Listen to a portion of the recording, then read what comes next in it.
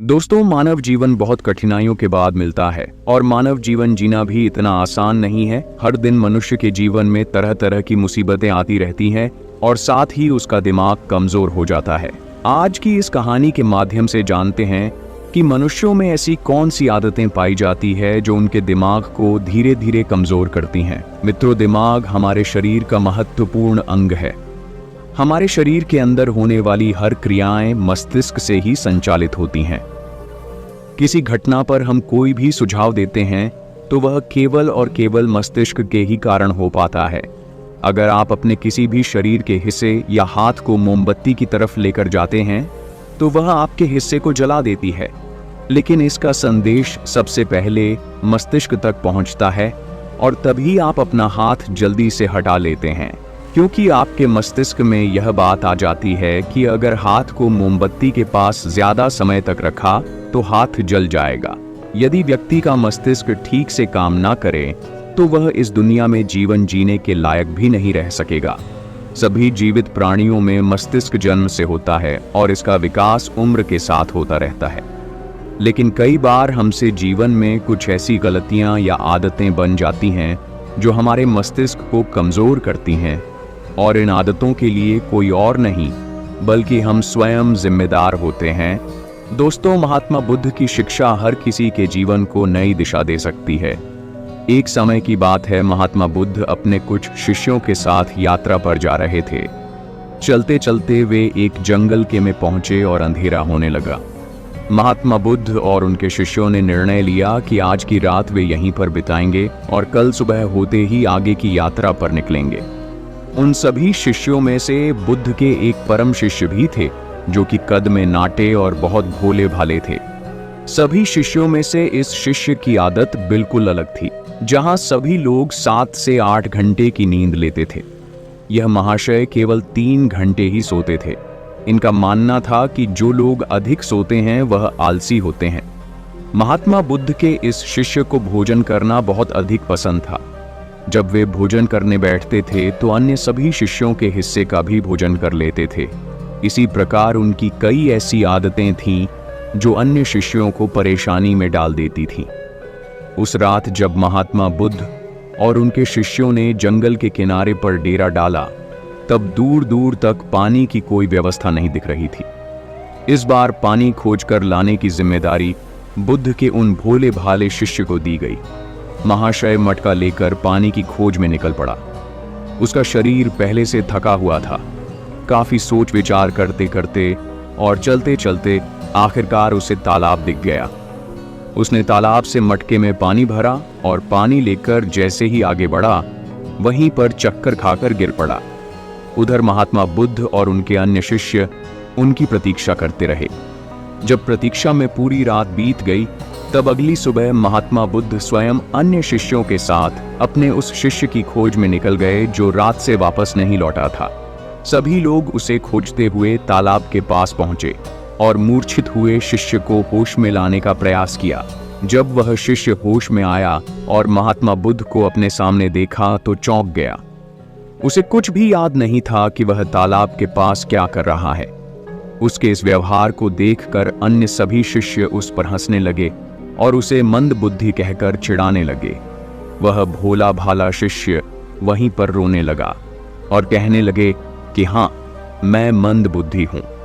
तब महात्मा बुद्ध ने सभी को शांत कराया और अपने शिष्य को समझाते हुए बोले कि हम सभी ने देखा है, तुम्हारी आदतें अन्य मनुष्यों से बिल्कुल अलग हैं।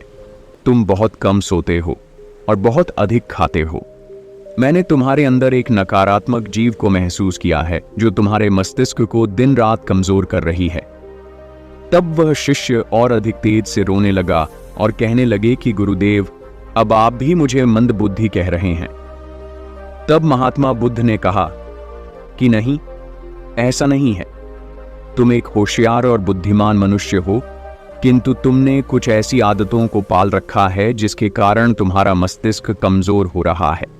तब शिष्य ने कहा कि हे गुरुदेव, ऐसी कौन सी आदतें हैं जिनसे मनुष्य का मस्तिष्क कमजोर होता है? तब महात्मा बुद्ध ने कहा कि आज मैं तुम्हें बताता हूं कि ऐसी कौन सी आदत है जो मनुष्य के मस्तिष्क को कमजोर करती है। मेरी बात को सभी लोग ध्यान से सुनना। महात्मा बुद्ध ने बताना प्रारंभ किया। पहली आदत, नींद के महत्व को समझने में भूल करना। कई ऐसे व्यक्ति होते हैं जो नींद को गंभीरता से नहीं लेते हैं। उनका यह मानना होता है कि ज्यादा सोना समय की बर्बादी होती है। यदि वे कम सोएंगे तो अधिक कार्य कर पाएंगे और अधिक सक्रिय रहेंगे, जबकि यह सोचना बिल्कुल गलत है। नींद हमारे शरीर की एक मुख्य आवश्यकता है। दिन भर काम करने के बाद जब शरीर थक जाता है तो उसे कम से कम 5 से 6 घंटे की नींद की आवश्यकता पड़ती है। तभी जाकर वह अगले दिन के लिए सक्रियता से तैयार हो पाता है। कम सोने वाले व्यक्तियों की मानसिक क्षमता भी कमजोर मानी जाती है। इसीलिए मस्तिष्क को तरोताजा और तेज रखना है तो रोज 5 से 7 घंटे जरूर सोए। दूसरी आदत, आवश्यकता से अधिक भोजन करना। कई व्यक्ति ऐसा सोचते हैं कि एक ही जीवन मिला है, इसलिए इसे खाने पीने और मौज करने में बिताना चाहिए, और इसी सोच के कारण वह आवश्यकता से अधिक खाना खाने लगते हैं। न तो उनके खाने में किसी प्रकार की कोई गुणवत्ता होती है और न ही वह कभी खाने की मात्रा पर ध्यान देते हैं। कई लोगों को लगता है कि अधिक खाने से शरीर को अधिक ताकत मिलती है, जबकि ऐसा कुछ नहीं है। अधिक खाने से शरीर में केवल बीमारियां ही लगती हैं। कभी पाचन संबंधी बीमारी तो कभी शरीर का मोटापा। यह सब कुछ खाने की गलत मात्रा और उसकी गुणवत्ता के कारण ही होता है। जब व्यक्ति का शरीर बीमार रहेगा तो इसका असर मस्तिष्क पर भी होगा। इसलिए अपने मस्तिष्क को तेज रखने के लिए सही मात्रा में और सही गुणवत्ता वाला भोजन करना चाहिए। तीसरी और खास आदत, खुद को कार्य करने की मशीन समझना। इस संसार में कई ऐसे व्यक्ति हैं जो दिन रात काम के पीछे भागते रहते हैं और इस बीच ना तो वे अपने शरीर को आराम देते हैं और ना ही कभी अपने परिवार को समय देते हैं। ऐसी आदतों से उनके जीवन में तनाव बढ़ जाता है और एक दिन ऐसी थकान हो जाती है कि फिर वह पहले के जितना सक्रिय नहीं हो पाते हैं। इसलिए अगर आप भी खुद को कार्य करने की मशीन समझ रहे हैं तो आप अपने शरीर को खराब करने के साथ साथ अपने दिमाग को भी खराब कर रहे हैं। इस आदत को आज ही खत्म करें और एक सामान्य जीवन जिए। जितनी आवश्यकता है उतना ही कार्य करें। चौथी आदत, बुरी आदतों की भरमार रखना। कई व्यक्तियों में आलस्य इतना अधिक होता है कि वह किसी भी काम को ठीक से नहीं कर पाते हैं। उनके शारीरिक और मानसिक शक्तियों में अक्सर कमजोरी पाई जाती है और इस कमजोरी का मुख्य कारण होती है उनकी गलत आदतें, काम को टालना, आवश्यकता से अधिक सोचना, बेकार की बातों पर चिंता करना। ये सभी दिमाग को कमजोर कर देने वाले लक्षण होते हैं। इसलिए यदि सही जीवन जीना है और दिमाग को तेज रखना है तो सबसे पहले अपनी बुरी आदतों को खत्म करें। पांचवी आदत, खुद की बुराई और कमजोरी देखना। कई बार व्यक्ति के सामने ऐसी परिस्थितियां आ जाती हैं जिनमें वह खुद को असहाय और कमजोर अवस्था में पाते हैं, लेकिन इस अवस्था से निकलने के स्थान पर वह स्वयं को ही कमजोर मानने लग जाते हैं।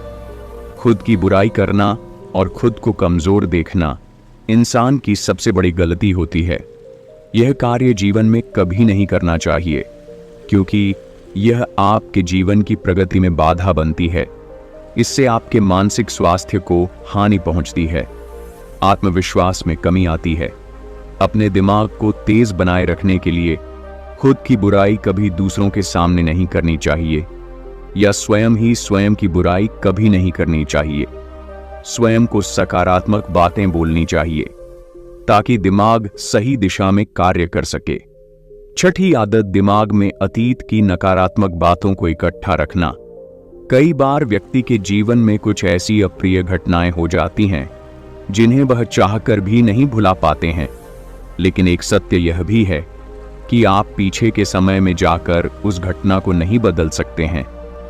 वह समय तो बीत चुका है और उसका जो भी प्रभाव आपके जीवन पर पड़ने वाला था वह पड़ चुका है। तो फिर दिमाग में अतीत की यादों को रखना कूड़ा इकट्ठा करने के समान ही होता है। जब अधिक कूड़ा इकट्ठा हो जाता है तो उसमें से बदबू आने लगती है और वह सड़ने लगते हैं। दिमाग के साथ भी कुछ ऐसा ही है। आप जितना अधिक पुरानी बातों को और नकारात्मक बातों को इकट्ठा रखेंगे वह आपको उतना ही अधिक परेशान करेगी। इसलिए जीवन में हमेशा आगे की ओर देखना चाहिए और पुरानी बातों से जितना जल्दी हो सके पीछा छुड़ाना चाहिए। 7वीं आदत, दूसरों से अधिक उम्मीदें रखना। संसार में एक से एक दयालु और सच्चे व्यक्ति हैं जिन्होंने सभी की सहायता की है, किंतु कई बार हम अपने आचरण के कारण दूसरों से भी आशाएं लगा लेते हैं कि वह भी हमारी सहायता करेंगे, और जब वह हमारी सहायता नहीं करते हैं तो हमें कष्ट पहुंचता है। इस संसार में कोई किसी का नहीं है, इसलिए दूसरों से आशाएं लगाना आज ही बंद कर दीजिए। कोई आपकी अपेक्षाओं को पूर्ण नहीं करने वाला है। यह आदत आपके दिमाग को कमजोर बनाती है। यदि अपेक्षाएं करनी है तो स्वयं से अपेक्षा करो ताकि जीवन में कुछ बड़ा कर सको। दूसरों से अपेक्षा तो केवल और केवल दुख ही देती है। 8वीं आदत, बुरे लोगों का साथ नहीं छोड़ पाना। हम सब अच्छी तरह से जानते हैं कि हमारे आसपास किस तरह के लोग रहते हैं और उनका हमारे जीवन पर क्या प्रभाव पड़ने वाला है। जब कभी आपको लगे कि किसी का साथ आपको नुकसान पहुंचा रहा है या आपके जीवन को प्रभावित कर रहा है, तो उसे वहीं पर समाप्त कर देना उचित होता है, क्योंकि बुरे लोग आपको कष्ट और नकारात्मकता के अलावा कुछ नहीं देने वाले हैं। ऐसे लोगों से दूरी बनाकर ही जीवन में सफलता पाई जा सकती है, किंतु कई बार ऐसा होता है कि वह हमारे करीबी होते हैं और हम चाहकर भी उनसे पीछा नहीं छुड़ा सकते। भले ही हम उन्हें अपने जीवन से निकाल नहीं सकते, लेकिन उनसे दूरी बनाकर अवश्य रह सकते हैं। बुरे लोग आपके दिमाग को प्रभावित करते हैं, इसलिए दिमाग को सही रखने के लिए ऐसे लोगों के संपर्क में बिल्कुल ना रहे। 9वीं आदत, स्वयं की गलतियों को अनदेखा करना। कई बार व्यक्ति से यदि कोई गलती हो जाए तो वह उसे पूरी तरह से अनदेखा करते हैं और जिम्मेदारी लेने से बचते हैं, जबकि यह आदत आपके जीवन को असफलता की ओर ले जाती है। कभी भी यदि आपसे गलती हो जाए तो उसे पूरे मन से स्वीकार कर लेना चाहिए, साथ ही क्षमा मांग लेनी चाहिए। इस संसार में पश्चाताप से बड़ी कोई क्षमा नहीं होती है। यदि गलती करने के बाद आपको सच्चे दिल से पश्चाताप है तो उसका पाप आपको कभी नहीं लगता। जो व्यक्ति जिम्मेदारी लेने से डर लड़ते हैं वह दिमाग से कमजोर होते हैं, जबकि सच्चाई के साथ सभी का सामना करने वाला व्यक्ति अधिक हिम्मती और दिमाग से तेज होता है। 10वीं आदत, अपनी असफलताओं के लिए दूसरों को जिम्मेदार मानना। सफलता और असफलता एक ही सिक्के की दो पहलू हैं। दोनों ही परिस्थितियों में हमें स्वयं इस बात का आकलन करना चाहिए कि यह सफलता या असफलता हमारे जीवन की महत्वपूर्ण घटना है और इसकी सारी जिम्मेदारी हमारी है। कई बार यदि हम किसी काम में असफल हो जाते हैं तो हम उसके लिए अपने माता पिता, गुरु इत्यादि को जिम्मेदार मानने लगते हैं। यह आदतें आपके दिमाग से कमजोर बनाती हैं। कभी भी अपनी असफलता के लिए दूसरों को जिम्मेदार नहीं बनाना चाहिए, बल्कि स्वयं की मेहनत पर विश्वास रखना चाहिए। इस प्रकार बुद्ध ने उस व्यक्ति को ऐसी आदतें बताईं जो उसके दिमाग को दिन रात कमजोर कर रही थीं। उस व्यक्ति ने सच्चे मन से बुद्ध को बताया कि हाँ, यह सब उसकी आदतें हैं और वह अपनी इन गलत आदतों के लिए स्वयं को जिम्मेदार मानता है। साथ ही वह वादा करता है कि वह इन सभी गलत आदतों से छुटकारा पाने के लिए पूरा प्रयास करेगा। मिलते हैं एक नई वीडियो के साथ।